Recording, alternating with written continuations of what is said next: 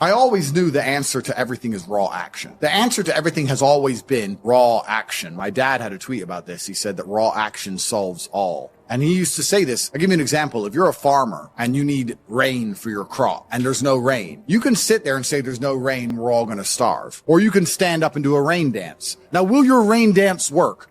Perhaps not. Perhaps the rain won't come.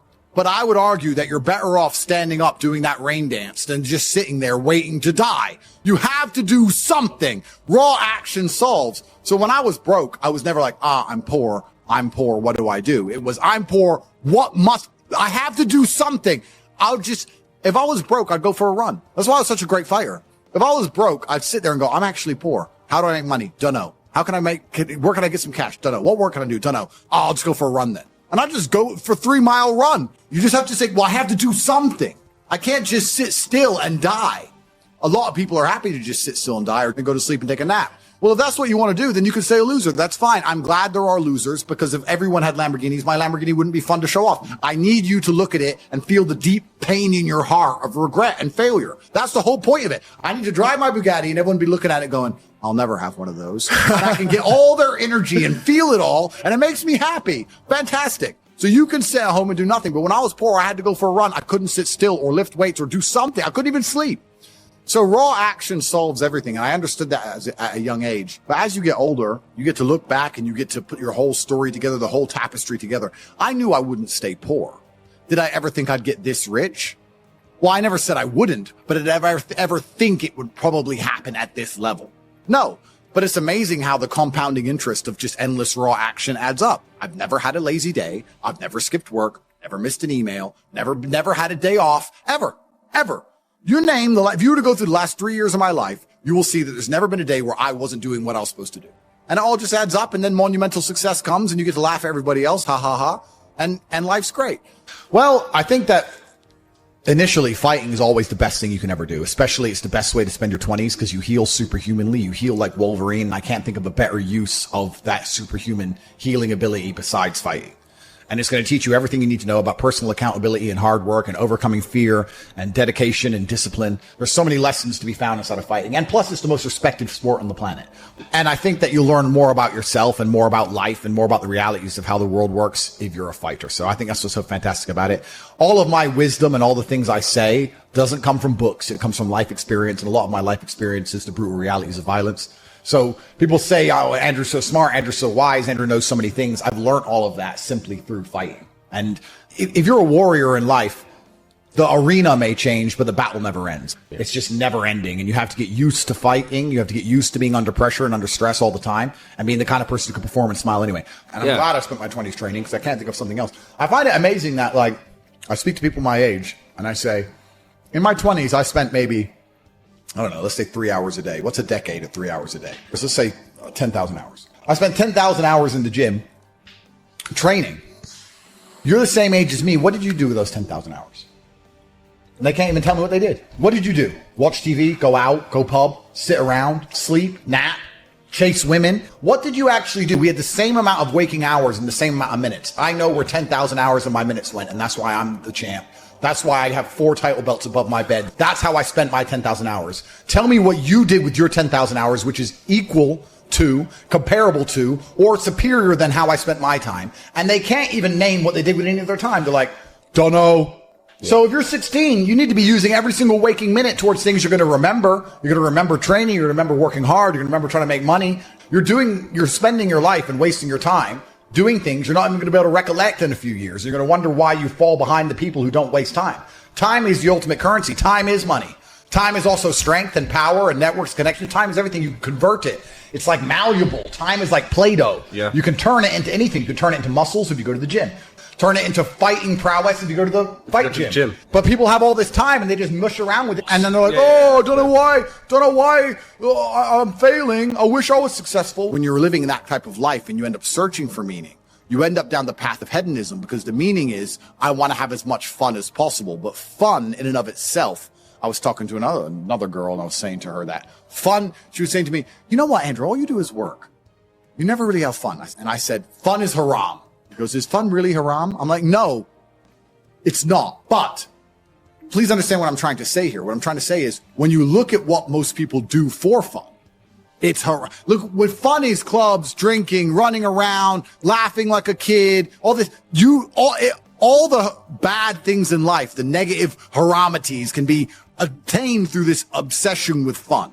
If you find a man who's obsessed with work, I have things I need to do and I feel satisfied inside when I do them. I have duty and I have work and I have obligations to fill and objectives to meet. I feel happy when they are done. That is my fun. My fun is clearing my emails, making $2 million in the day, buying another investment property I don't need, going to bed, training hard, eating right. That's my fun. Call me boring. That's what I enjoy. When you were talking about that lifestyle and what you end up searching for in that hedonism, you just end up searching for excesses, right? To have more fun, you want to get more drunk, go to more clubs, and it's just a black hole and it never ends and you end up destroying yourself. Yep. We need discipline. We need purpose. We need to have parameters set for us. And truthfully, as a person, you're happier that way. That's why I quit drinking. People think I quit drinking because I reverted to Islam. That's not why. I actually quit drinking 2 months before that. I was extremely effective on alcohol. I would drink 4 or 5 times a week because I'm extremely rich and I have a very good life and I'm in my mansion and I'm drinking. I was still world famous. I was still making millions of dollars. I was still in fantastic physical condition. All the videos you watched me from a year and a half ago, I still look like a bodybuilder. I still outperformed everybody. I didn't have a drink problem. I could easily quit. In fact, I didn't even want to drink most of the time. It's just a party going on. I was still monumentally successful on alcohol and I could continue to drink alcohol for the rest of my life. But I stopped because I thought, will I enjoy having less fun? Will it be fun to have less fun? Okay, that's all fun. But would it be fun to have less fun?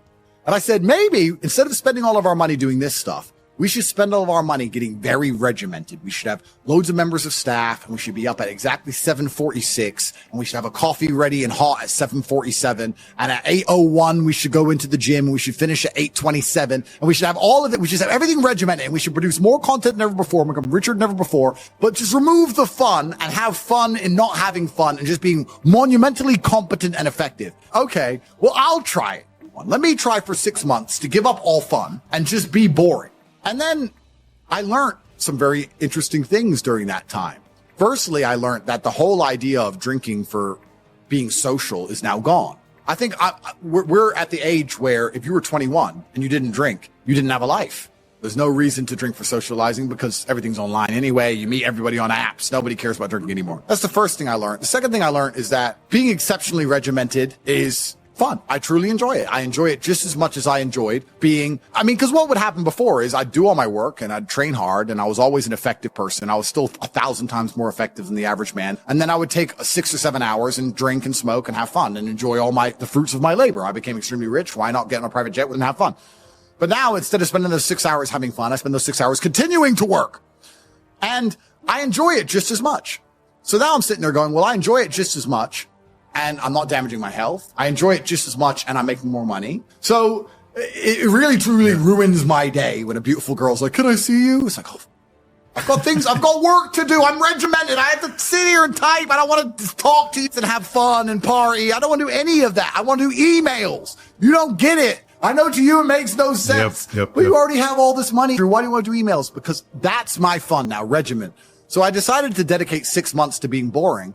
And by the end of the 6 months, I was having so much fun being boring that now I will probably never drink again. I am 0% tempted to drink ever again. I'm 0% tempted by fun, which is what you said. And I completely get it. When someone goes, we're going to go here and it's going to be fun. I'm like, nah, you have fun.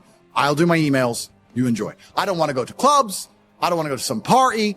I'm not interested in traveling. I'm not interested in seeing anything. I've seen it all anyway. I've been everywhere. Like, who cares? I'm above it all. I'm over it all. I want to run my empire and I want to spend time with people I love and I want to beat my brother at Uno and that's it. I don't want to do anything.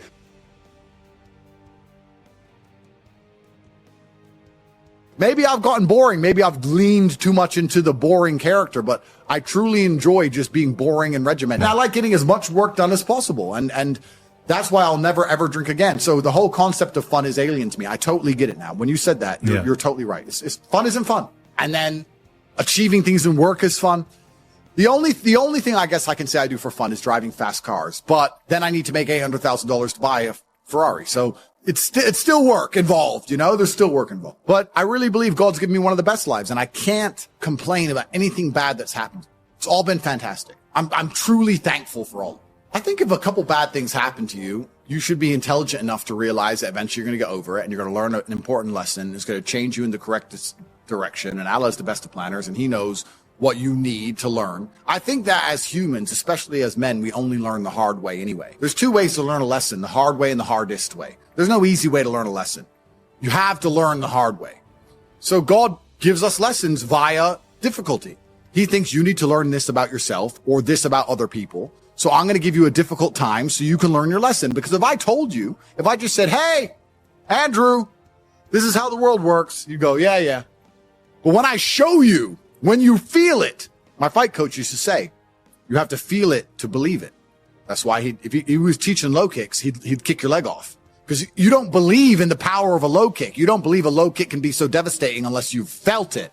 You have to feel it to believe it. So God will give you a difficult time so you learn your lessons. And the lessons are very important for you to be the person who you need to be in this life. He's the best of planners. And I'm thankful for all the lessons he's given me. He's bestowed knowledge upon me. How could I not be grateful to God for making me so intelligent and wise and the ability to look into things so deeply and come up to the right decision and basically predict the future perfectly? You have to have difficulty happening to you all the time. So when you sit and say, I want an easy life, what you're saying is you're a dummy and you want to be a dummy. You want to stay a dummy. I want an easy life and I don't want anything bad to happen to me because even though it will teach me lessons, I'm too big of I can't handle the emotional pain. I can't handle the stress. I don't want to be a dummy. I want to be smart. If I want to be smart, then hurt me. I just know that I become a more formidable, more competitive version of myself after every single bad thing that's ever happened to me. It's one less thing to fear. It's one less thing to be worried about. I've done it before. Because it's also very interesting because you talk about wisdom, you use the word wisdom, and I appreciate the compliment. I don't read books. I never read a book because I don't have time. All of the wisdom I have, all of this knowledge I speak, all of these things I say have been learned through basically difficulty of life, through professional fighting and being poor and all bad things happening to me and struggle. All of my lessons have been bad events, bad scenarios, bad situations, pain, suffering, anger, resentment. All of these horrible emotions are how I've learned everything. So I thank God for giving them to me. And anyone who wants an easy life wants to stay a dummy. What do you learn if you just get money, you buy a crypto coin, it blows up, you get some money, you go to some restaurants? What do you learn about anything? You don't. Completely. And then the thing that's so interesting is that the people who are choosing the safe option is actually choosing the most risky option. So you're not taking a safe option. You're taking a coward's way out, and it leads to exactly where a coward's way should lead. Cowards, in the end, do not get to enjoy the shade of the olive tree because unless you fought in the arena, unless you've been a gladiator, you never get the peace of mind and peace of heart, which is afforded from bravery. So if you choose the safe choices in life, thinking, I'm going to take the safe route, you don't end up anywhere safe. The safe option doesn't work anymore. You need to take risks. You need to try and start your own business. You need to go all in on things. You need to go wild. You need to be a man who's not afraid to stand up and think, fuck it, it's all on my back and I'm going to find a way to pull this off. Because any other way, any other option in the world today only leads to a bad scenario. Yeah. The safest thing you can do are the riskiest things. That's the now scenario we're in. Every single gamble I've taken, which was seen as risky, all paid off for me because I dedicated myself completely.